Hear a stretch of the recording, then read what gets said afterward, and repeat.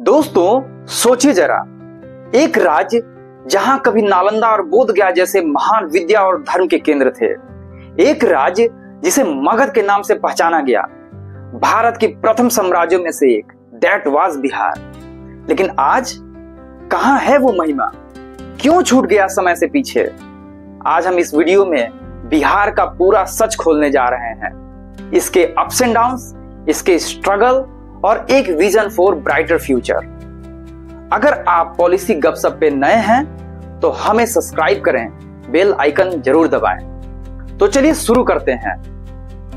2000 साल से ज्यादा पहले मगध साम्राज्य ने भारत में राजनीति और सांस्कृतिक प्रभाव बनाया। यूनिवर्सिटी ऑफ नालंदा में दुनिया भर के से विद्वान आते थे। बोध गया में बुद्ध ने ज्ञान प्राप्त किया था। यही बिहार था शिक्षा का, विचार का, राष्ट्रीय गौरव का स्थान। लेकिन फिर ब्रिटिश काल आया, बिहार का हिस्सा बंगाल प्रेसिडेंसी में गया। 1912 में अलग प्रोविंस बना। यहां पॉलिटिक्स और सोशल स्ट्रक्चर ने भी पहला मोड़ लिया। जमींदारी, कास्ट डोमिनेंस और बढ़ता हुआ रूरल ऑपरेशंस। अब यहां से कहानी पलटती है। 1947 के बाद बिहार में बहुत उम्मीदें थीं, लेकिन साथ ही संकट ने भी दायरे जमाए। इंफ्रास्ट्रक्चर में कमी, एजुकेशन सिस्टम वीक हुए, सीरियस सोशल इनइक्वालिटी फैलते गए। एक एनालिसिस के मुताबिक 1967 से 71 के बीच बिहार में 5 गवर्नमेंट्स बदले, प्रेसिडेंट रूल तक लगाया गया। साथ ही 1990 से कास्ट पॉलिटिक्स और क्रिमिनलाइजेशन का तेज विकास हुआ। एक रिपोर्ट के मुताबिक 2011 में बिहार की लिटरेसी रेट सिर्फ 61.8% थी, जब नेशनल एवरेज लगभग 73% था। पॉलिटिकल इनस्टेबिलिटी ने गवर्नमेंट इंस्टीट्यूशन को कमजोर किया। ये सब मिला एक राज्य जो पोटेंशियल रखता था, लेकिन बिना प्रॉपर मैनेजमेंट के पीछे नहीं, बहुत पीछे होता गया। अब बात करते हैं आज के बिहार की। 2023-24 में बिहार का जीडीपी करंट प्राइस पर अप्रॉक्स 8.5 करोड़ है और growth rate 14.5%। Per capita income approx 67,000 है। स्टेट बजट एनालिसिस के मुताबिक 2025-26 के लिए GDP approx 11 lakh crore project किया गया है और growth rate approx 22% over previous year. लेकिन सोशल इंडिकेटर अभी भी कमजोर। 88% लोग रूरल एरिया में रह रहे हैं। मैन्युफैक्चरिंग वर्कफोर्स में सिर्फ 5.7% हैं। गजब ताजुब है। पॉलिटिकली भी कास्ट और रीजनल डायनेमिक्स अभी भी बड़ी वजह है बिहार को बीमार बनाने में। सोचिए जरा, एक तरफ तो ग्रोथ रेट बहुत ज्यादा है, दूसरी तरफ सिस्टम वीक है।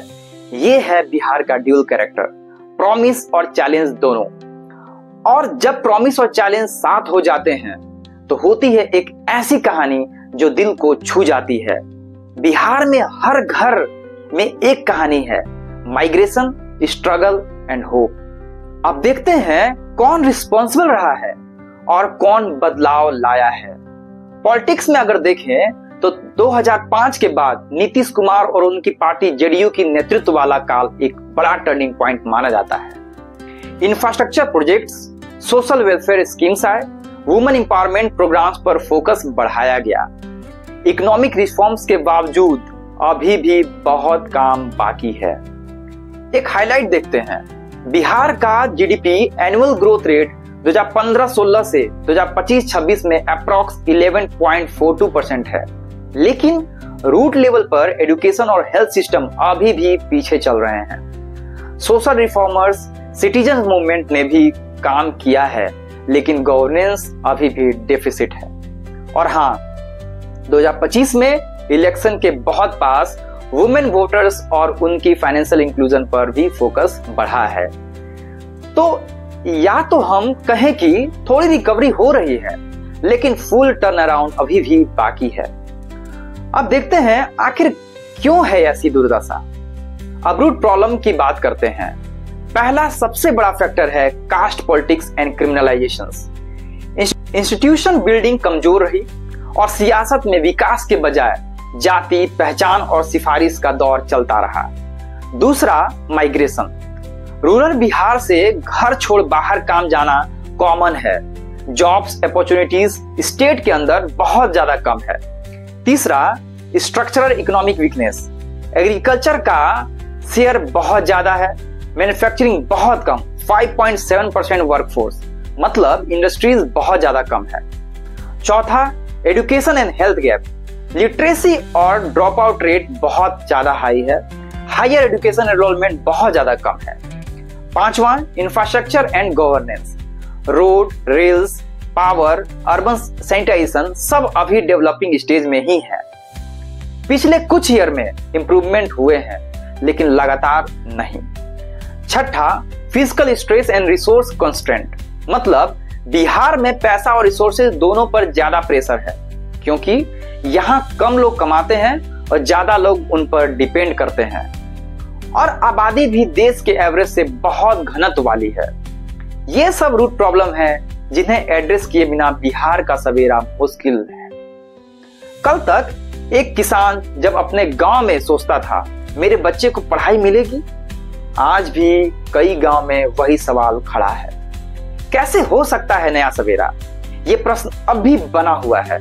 तो चलिए कुछ कंस्ट्रक्टिव पॉइंट देखते हैं। Agro industries and value additions, Bihar agriculture में स्ट्रांग है, वेजिटेबल्स, फ्रूट्स में, लेकिन उसके बाद प्रोसेसिंग और एक्सपोर्ट वैल्यू कम है। इंफ्रास्ट्रक्चर बिल्ड करना होगा।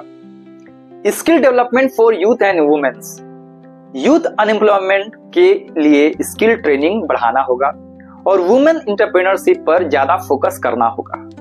गवर्नमेंट ने 1 करोड़ जॉब टारगेट रखा है 2025-30 के लिए। मैन्युफैक्चरिंग बेस बढ़ाना होगा। मैन्युफैक्चरिंग वर्कफोर्स सिर्फ 5.7 है, इसे बढ़ाना होगा। इंडस्ट्रियल पार्क लगाने होंगे। Education health reforms, drop out rate कम करना होगा। हायर एजुकेशन एनरोलमेंट बढ़ाना होगा। हेल्थ सर्विसेज स्ट्रेंथेन करना होगा। Good governance, transparency and law and order, caste politics और क्रिमिनलाइजेशन से निपटना होगा। इंस्टीट्यूशंस स्ट्रांग होंगे तो ग्रोथ सस्टेनेबल होगी। Infrastructure expansion, roads, rails, powers, digital connectivity बढ़ाना होगा। Recently cabinet committee on economic affairs ने बिहार के लिए 7,000 करोड़ से ज्यादा के प्रोजेक्ट्स अप्रूव किए हैं। सबसे बड़ा citizens participation and accountability, young people और सिविल सोसाइटी को गवर्नेंस में इनडायरेक्टली इंगेज होना होगा।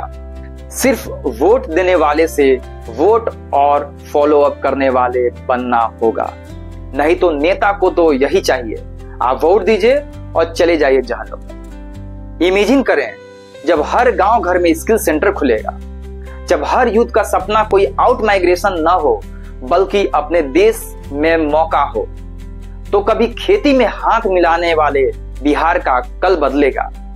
दोस्तों, बिहार में एक कहानी अभी अधूरी है, एक कहानी जो ग्रेटनेस की थी, फिर स्ट्रगल की बनी और आज पोटेंशियल की तरफ बढ़ रही है।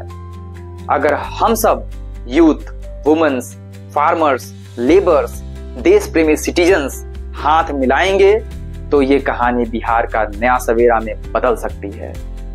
मुझे कमेंट में लिखें आपको क्या लगता है, आज का बिहार बदलेगा? अगर बदलेगा तो कैसे बदलेगा? सबसे क्रिएटिव आइडिया हम फ्यूचर वीडियो में फीचर करेंगे।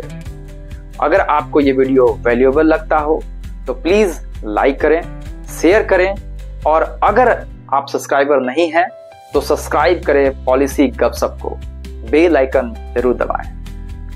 यही है हमारा मिशन, सच बोलना, रिसर्च लाना और आपको एम्पावर करना। बिहार को याद दिलाएंगे कि वो सबसे आगे था और अब भी सबसे आगे हो सकता है और हम मिलकर उस राह पर ले चल सकते हैं। धन्यवाद। अपना और अपनों का ख्याल रखें। जय हिंद, जय भारत, जय बिहार।